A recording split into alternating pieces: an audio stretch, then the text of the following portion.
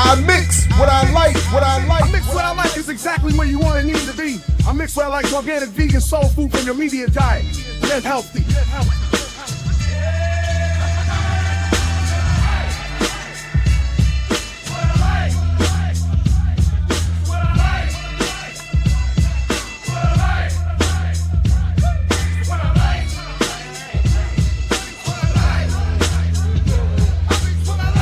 I mix what I like, what I like, what I like, what I like.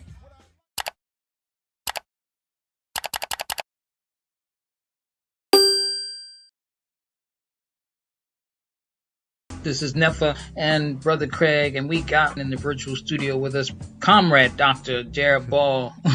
What's up, Dr. JB? What's up, good people? Man, we had to bring you on. I saw this tweet that you made. It was right on time because it was something I had been thinking about, and I was actually going to ask you about it directly, and then all of a sudden you tweeted about it. Let me just read it, and then we'll just get into this. And you tweeted, "Yes, I can be proud of my particular mixture and background while also being clear about the anti-blackness and all this projected commercial distribution of interracial couples, families, etc., and the encouraged response that this somehow signifies a civilizational advance." And so, I saw that, and it seemed to capture better what, put into better words, like the concerns that I had about all this rise in like all these commercials and everything. And I guess one of my hesitancies, and I'll be honest with you, I was, I had to think about how to ask it because I didn't want to be offensive, or even not just to you or to anybody, but also even come across to anyone as if my position is somehow anti-interracial couples and families or whatever. So I tagged on, I'm not that, but also like you put in your thing, but I can also be clear about et cetera, what you put. So anyway, thank you for coming on. Let's just start with asking you to tease out that tweet that you made and, what spurred it on. Sure. First of all, you could never offend me, so let's just be clear on that. Let's just start with that. But also no. But I mean, but you in particular, no. But no. That's not what I mean. You, Netfa, okay. My comrade, my brother. You asking me a question could never be offensive. Okay, so I want to be clear about that. But no, I am not above being offended. So I don't want to claim that, and I don't want to claim, falsely claim I'm so thick-skinned that I can handle anything. And I don't want to invite it, which is in part, by the way, it's something I always think about what David Gilbert, the political prisoner, once said in an interview. He said that were he to be tried for his actions by the people, he would be willing to accept whatever the punishment would be for, traversing, their interests, not by an ignoble state. And that's sort of how I feel about this. So it's not so much that I mind having these conversations, it's that I am aware how they are politicized and misused by others in others' politicized spaces. So that's why I'm saying with you could never offend me, but others might offend me, if not personally, in the way that they carry out these kinds of conversations, which is sort of where that tweet was coming from.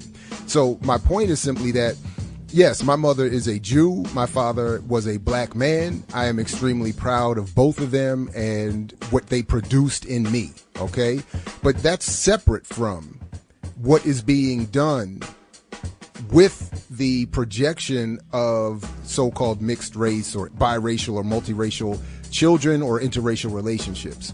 So it's sort of how I feel about anything. All of us should be confident and comfortable in our personal identities, however we define them. That's one thing. That brings us, as I often say, brings us to the door of political struggle. Going through that door and entering political struggle means separating our personal self-concept from the ways in which those identities are politicized in the context of that broader struggle.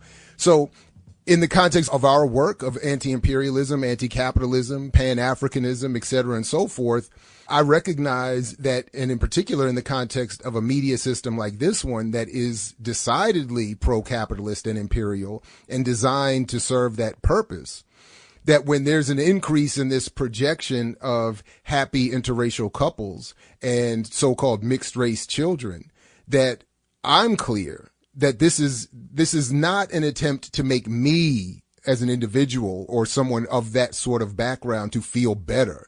It is done for a number of reasons. I think, number one, to be anti-black, because it suggests that a black couple with black children is somehow retrograde or reactionary or regressive.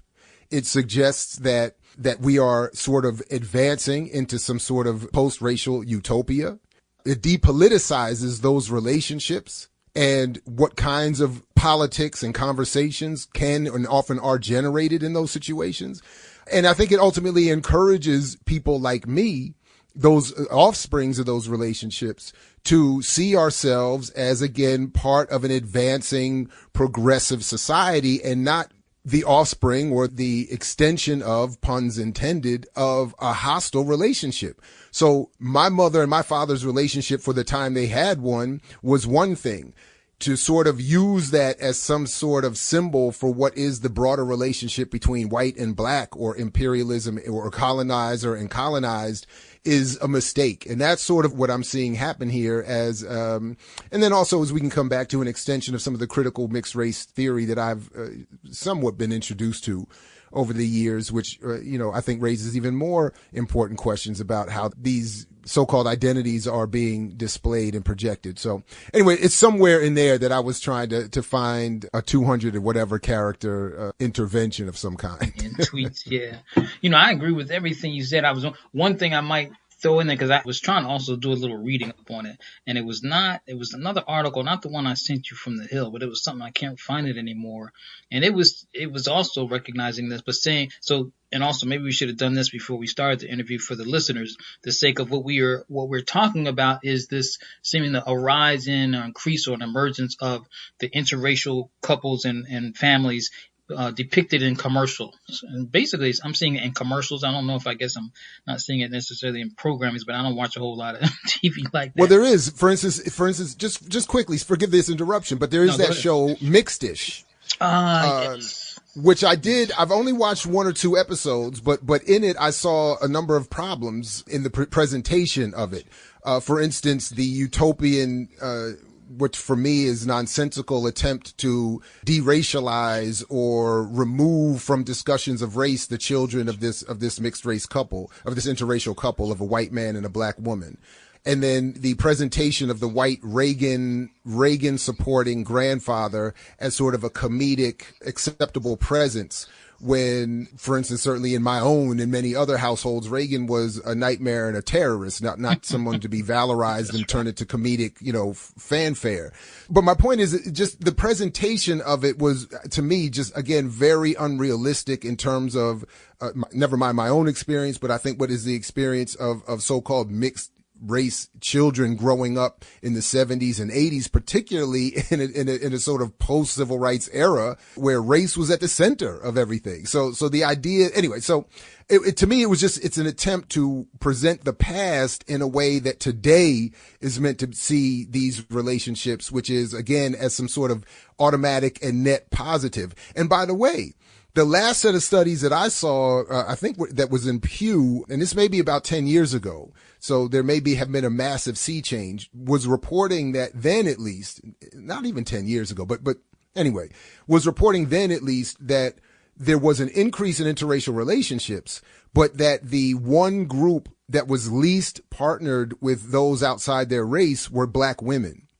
So it was, again, this, and I even presented this to a colleague who had presented this to me as if it was a positive. And I asked him, how can I see this as a positive if black women are left out of this equation? What is that then saying? That if everybody gets together outside of being with black women, that somehow we should see this as an advance? So this is what right, but the assumption is intersections of sexism, and no, go ahead. Well, intersections of patriarchy and or some kind of sexism or some anti-black womanness. I mean, that's how I took it. It's certainly anti-black family, anti-black collective. So again, that's what I'm trying to say. I don't have to demean my own background or parentage to still recognize the beauty and strength and necessity even of black communities and black families. So, and I don't want to suggest that if black people, if black people want to date outside of their race, so-called, and I get race as a social, I get all that.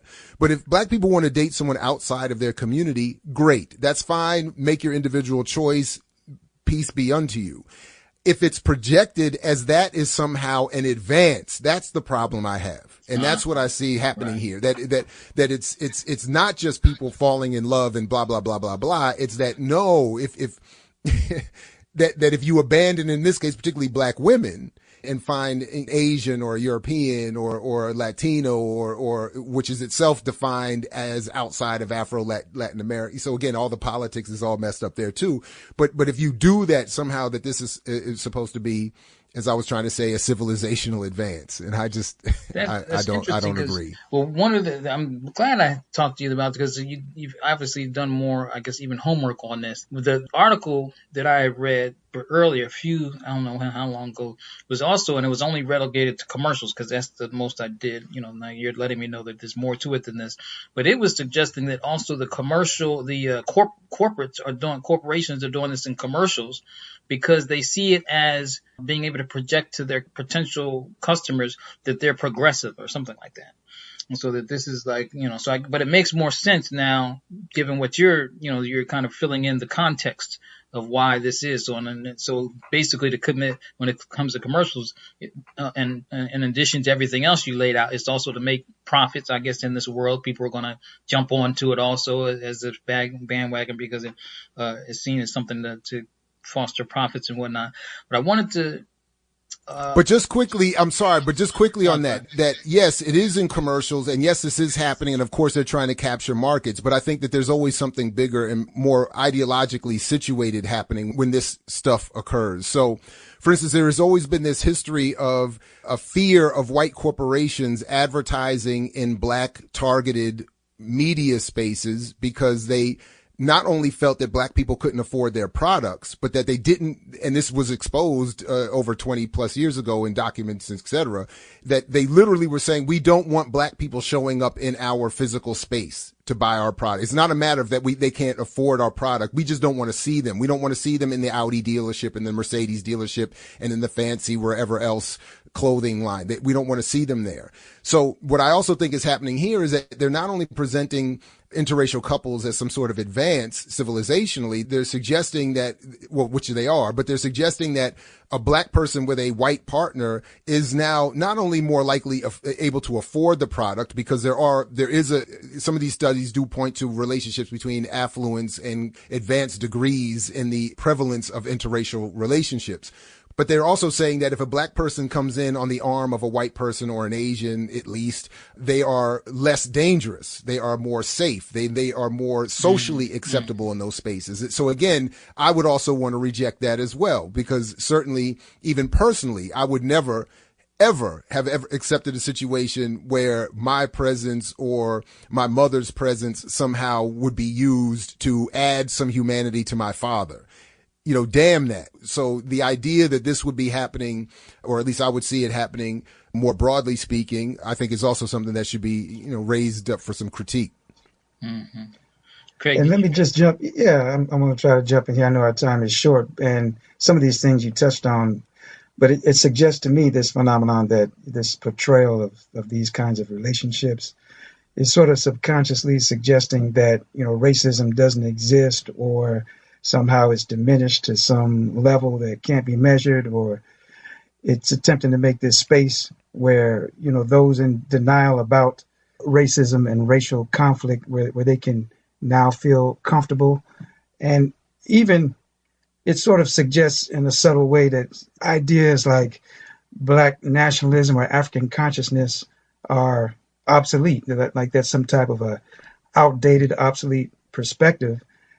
And yet you see some members of the African community really, supporting some of these shows and responding favorably to these types of portrayals. So I don't know. I know you touched on some of that, but what would you say about some of those points that I'm bringing up? So again, I cannot help but put this into a broader context, so that we know historically, outside of the United States, European imperialism has intentionally, for instance, in Southern Africa, attempted to literally create so-called mixed or colored populations to be eventual buffer groups against a coming wave of African consciousness and African revolution.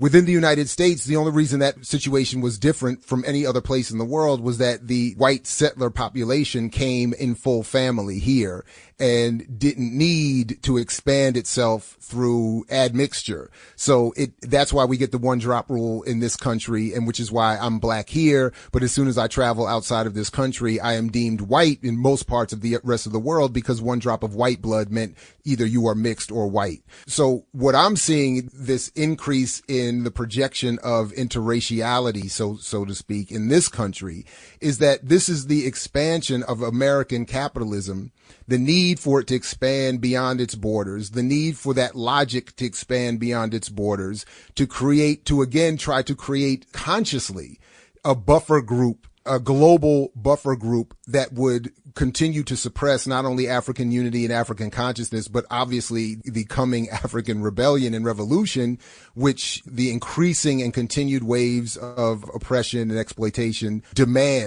seem to demand almost scientifically. So again, when we see segments of the black community cajoled or welcomed by depictions of sort of advancing black womanhood with a white partner or some variation of that, we're simply seeing a new form of invitations to accept the logic of colonialism, to accept the neo-colonial position, to say, as I've even heard many sisters, not many, I should say some sisters over the years, when they see a sister with a white man, say, oh, she got hers, like she came up, like she bagged one, good for her, as opposed to saying, how dare you, for not stick with the black, but a black man with a white woman is, has done something different, So, I mean, it's always interesting to note how these things play out, but really it is just the various ways we're all invited to accept the logic of our domination. And this is just, I think, a version tailored to this so-called interracial and mixed race community. So this brings us to another side issue, really, which is important in this whole equation. And that is how the media itself, television programs, movies, commercials, are powerful in introducing overtly, covertly, consciously and subconsciously, these kinds of thoughts and ideas and cultivating these sort of forces in our community. Because, like you mentioned, you take I don't watch a lot of TV, but, I've seen that popular show Scandal, where Kerry Washington is in some type of a mistress relationship with the white Republican president. And I believe that show was widely watched and supported by African women watching that show. I never really did find too many brothers watching it, So just, thinking about that, just the power of the media, TV, in and advertising in promoting these kinds of ideas. Well, listen, I continue to try to learn more and more every day about the relationship media have to the society. And what is really clear is that from their perspective, that is those who are in, as Marx would have said, in control of the mental means of production. What they're very clear on is that media are here, as Yasha Levine points out in his book, Surveillance Valley, to suppress counterinsurgency abroad and within the United States, and with black people as a specific and particular target here in this country. So their interests are using media as psychological warfare, and then using all these different euphemisms like propaganda or public relations or advertising to soften us for the blow. And that's really how I see this more and more. So advertising literally operates on the same logic as psychological warfare, and is put together and developed literally by the same segments of the society to do the same thing, to push us in certain directions and to lay the groundwork for the reality where the product being advertised would even be sold. So it's never just a commercial. It's never just a TV show. It's never just a song. And the more we like any of these products, the more we should be critical of them and be careful and look even more closely for the counterinsurgency suppressing attempts, because they're clear. Exploitation is on the come up. More and more is coming. and there's not going to be any redress. So media are here to help close the gap between what we're living in our material reality and what we think either should be or is happening in a broader society. It's meant to reconcile that for us so that we don't raise the kinds of questions we're supposed to be raising. So that's the only way I'm able to see this at this point, even when I engage in media that I know is silly and making me, just relax or whatever. I'm not saying I'm above or separate from this. I'm just saying I even recognize that that's what's happening even when I'm in those moments. So that's the only way I can see these commercials and what they're here for. They're not here to just sell a product, and they're not here to just invite more people to commerce. They're here to set a political agenda. And I think the extension of the logic and to prepare for an international buffer blocking revolutionary activity and organization is what they're ultimately looking to do. It makes me remember, and I always think about this, something I heard you tell us in a I think a PACA thing when you were giving the presentation. I've heard you say it before. We always have to ask ourselves, why do we like what we like, and how do we know what we know? And so, anyway, in the time remaining, though, I'm going to ask you to do this on maybe slightly a side note, but not really. Give some plug about Black Power Media, what it is, how people can access it, and whatnot. I ask all the Black Power Media folks to do that when we interview them. Sure. So Black Power Media is just a relatively new collective born of a merger between me and the Renegade Culture crew, and we've brought in, a bunch of heavy hitters, obviously, and are looking to expand because we want to create a Black radical public sphere. And I've long felt that we need this kind of collaborative effort and engagement with the internet because we can't keep doing this as individuals, weakening our own impact. And this, I think, will help magnify that. And it brings us into some dialogue and discussion. It's a lot more fun. And coming on 4/20, that is April 20th of 2021, 8 a.m. Eastern, we'll be launching the Remix Morning Show. So we'll be having a morning show, 8 to 10 a.m. Eastern on Tuesday, Wednesday, and Thursday mornings. And then we're going to have, all of our other regular content and many more programs coming. So, it's just an exciting project, and I look forward to seeing it grow and, getting more people involved. So thanks. Thank you very much, man. And then it's a YouTube station, right? Yeah, YouTube channel, but the best way to just go through blackpowermedia.org, and then they can find everything. Yeah, blackpowermedia.org, and then yeah. I should have known. I should have known if you was going to do the whole thing. I don't know. Oh yeah. No, because part of the problem is, we can't. And we're seeing it happen. We've seen it happen with Hood Communists this week, and the AAPRP, and we've seen it happening with segments even on the white left. These internet spaces can be shut down. Yeah. So we need PFW, we need low power, communication, but we also need alternatives beyond just YouTube and other social media outlets. So anyway, private corporations are beholden to the capitalist imperialist system. That's it. They're not just friendly to it or whatever. I'm not beholden to it. What do you call it? They are it. They are it. That's it.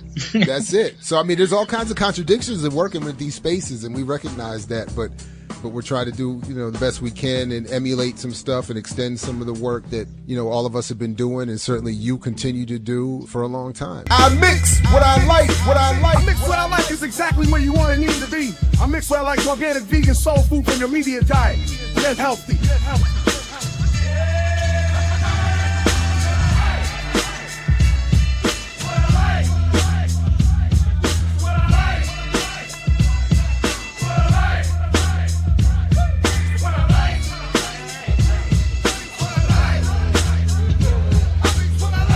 I mix what I like.